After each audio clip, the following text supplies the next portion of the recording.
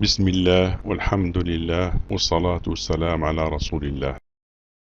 Nous avons déjà vu qu'Allah subhanahu qu'il soit exalté a répondu aux mécréants et à tous ceux qui doutent de leur résurrection que leurs os seront bel et bien rassemblés.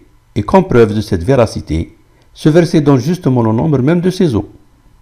En effet, si on compte le nombre de lettres de ce verset dans Sourate chapitre Al-Fatiha, prologue, première sourate, qui contient tous les secrets de l'univers, on trouve 206 lettres, soit au nombre 206 des os de l'humain.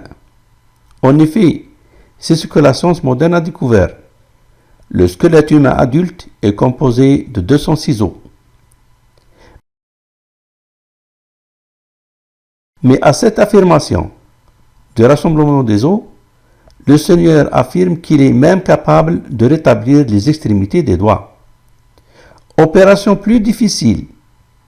Et il y a de quoi. Les scientifiques ont découvert que la peau des bouts des doigts est dotée de tracés dont la forme est unique pour chaque individu et pour chaque doigt, appelées communément empreintes digitales, et qu'il est quasiment impossible de les reconstituer s'ils viennent à être détruits. Et ce qui est extraordinaire est que ce verset qui affirme que les empreintes des doigts de l'humain seront rétablies est classé à partir du début du Saint-Coran 5555.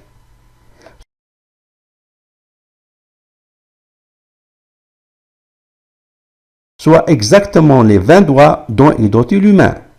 5 doigts aux deux mains et 5 doigts aux deux pieds, soit 20 doigts en 4 groupes de 5 doigts chacun. Qui peut, au 7e siècle, classer ce verset au nombre des 20 doigts en 4 groupes de 5, alors que les chiffres n'existaient même pas?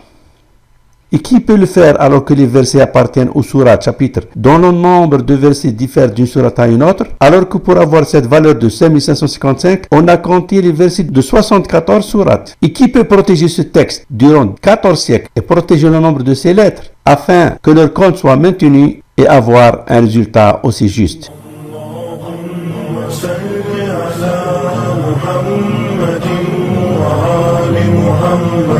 اللهم صل على محمد وآل محمد اللهم صل على محمد